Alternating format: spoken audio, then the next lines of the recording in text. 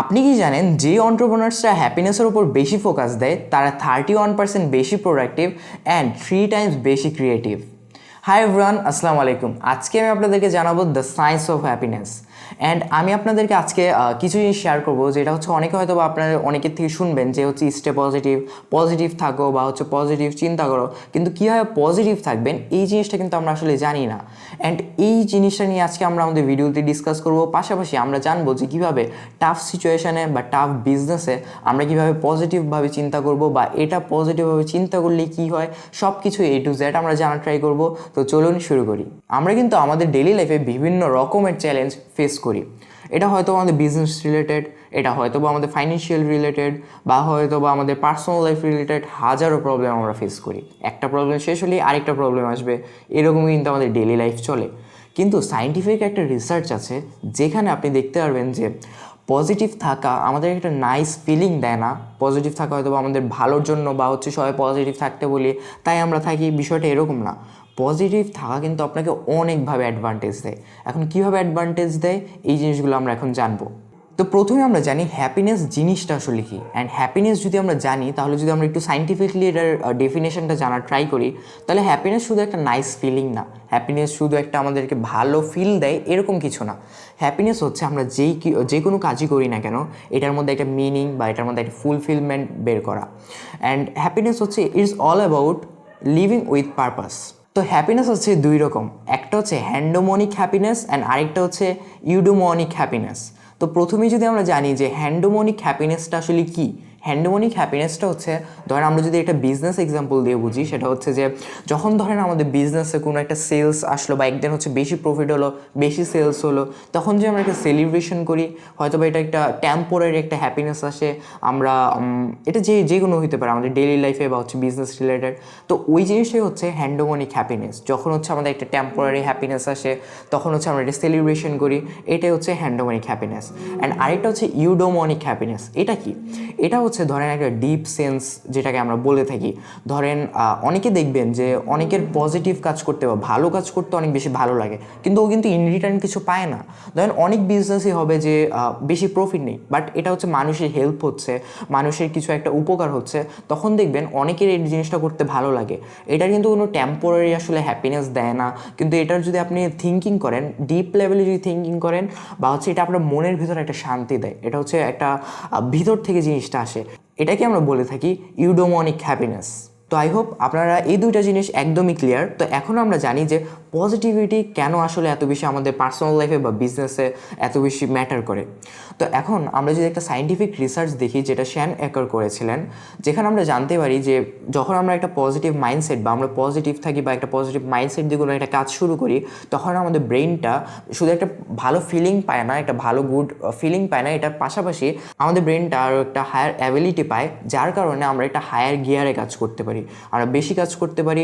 পাশাপাশি আমাদের সামনে যদি কোনো প্রবলেম বা চ্যালেঞ্জ আসে, সেটাকে আমরা একটা থ্রেড হিসাবে না দেখে সেটাকে আমরা একটা অপরচুনিটি হিসাবে দেখি। যখন ধরেন আমরা নেগেটিভভাবে থিঙ্কিং করি, কোনো একটা প্রবলেম আসে বা থ্রেড আসে, তখন হয়তো বা আমরা ভয় পেয়ে যাই, তখন আমরা ওইখান থেকে মানে ডিমোটিভেট হয়ে যাই।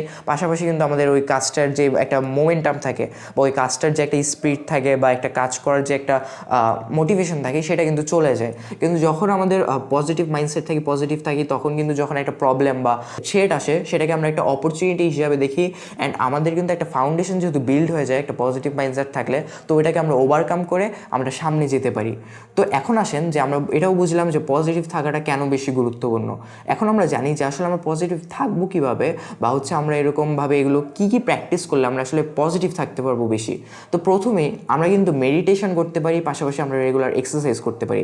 এই দুইটা জিনিস খুবই বেশি ইম্পর্টেন্ট আমাদের ক্ষেত্রে, কারণ এই দুইটা জিনিস হচ্ছে একটা ফাউন্ডেশন আমাদের ডে টু ডে লাইফে। আমরা শুধু বিজনেস না, আমরা স্টুডেন্ট হই বা হচ্ছে আমরা জব করি, যে কোনো জিনিস করি, মেডিটেশন অ্যান্ড এক্সারসাইজ কিন্তু আমাদের জন্য একদম মাস্ট প্রয়োজন।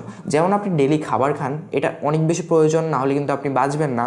সেরকম আমাদের মেডিটেশন অ্যান্ড এক্সারসাইজটা কিন্তু সেই লেভেলের ইম্পর্টেন্ট, কিন্তু আমরা দুঃখজনকভাবে এই জিনিসটা কিন্তু আসলে করি না। অ্যান্ড অনেকে হয়তো বা জানেনই না যে মেডিটেশন আসলে কী।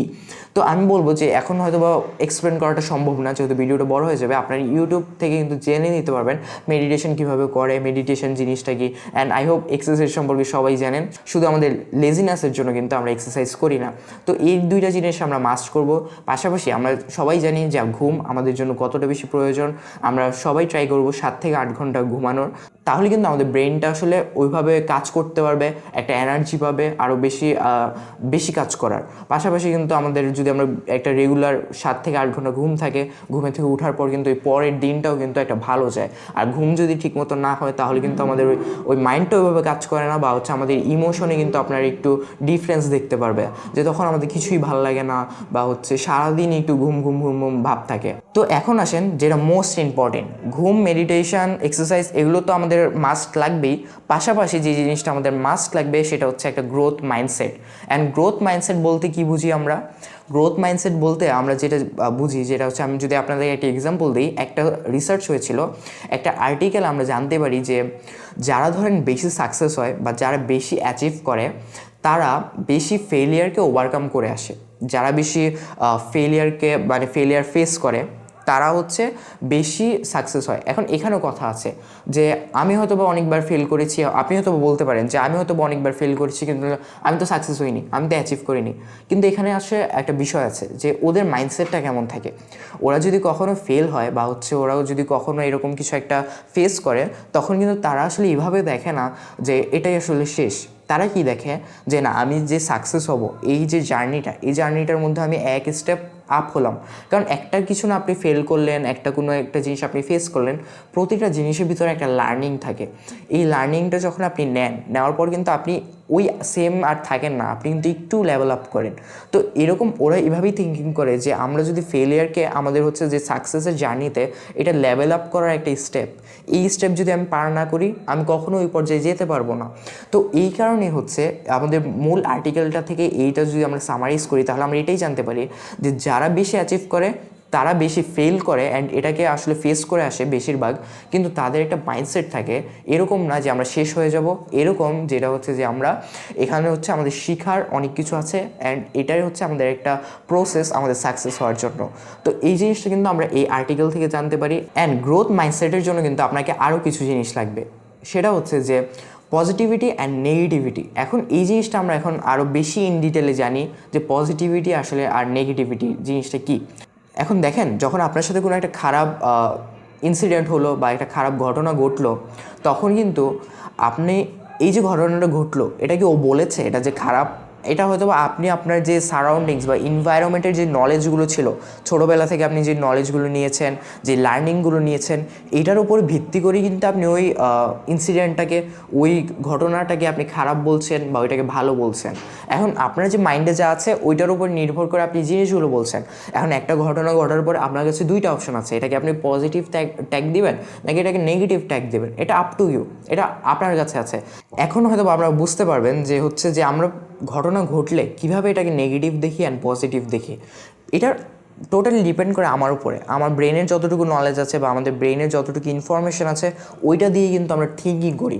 এখন আমরা এই জিনিসটা থিঙ্কিং করি যে আমরা যে আমাদের ব্রেনের যে ইনফরমেশন আছে এটা দিয়ে যদি নেগেটিভ থিঙ্কিং করি বা পজিটিভ থিঙ্কিং করি, আমাদের আসলে বেনিফিট কোনটা বা লস কোনটা, এই জিনিসটা আসলে আমরা সাইন্টিফিকভাবে দেখি।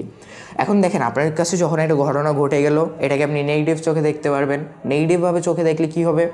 আপনার এংজাইটি হবে, আপনি হয়তো বা এটা থেকে হচ্ছে ডিমোটিভেটেড হয়ে যাবেন, বা আপনার খারাপ লাগবে, আপনার হচ্ছে ওই সারা দিনটাই খারাপ হয়ে যাবে, বা হচ্ছে আপনার একটা ব্যাড ইম্প্যাক্ট আপনার পড়বেন, যেটা আপনিও বুঝতেছেন যে আপনি যদি একটা নেগেটিভ ফোকাস দেন আপনার ভিতরে এটা নেগেটিভ একটা ইম্প্যাক্ট ফেলবে।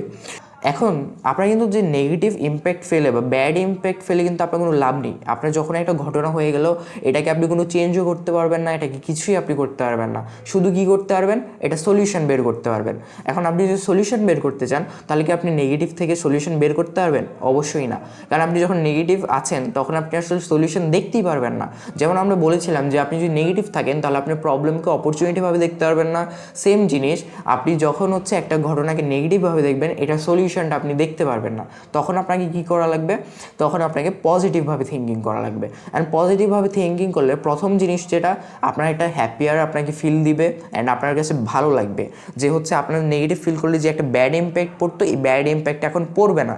পাশাপাশি আপনি যখন হচ্ছে আপনার একটা হ্যাপিয়ার ফিল দিবে, তখন কিন্তু আপনি থিঙ্কিং করার জন্য অনেক স্পেস পাবেন।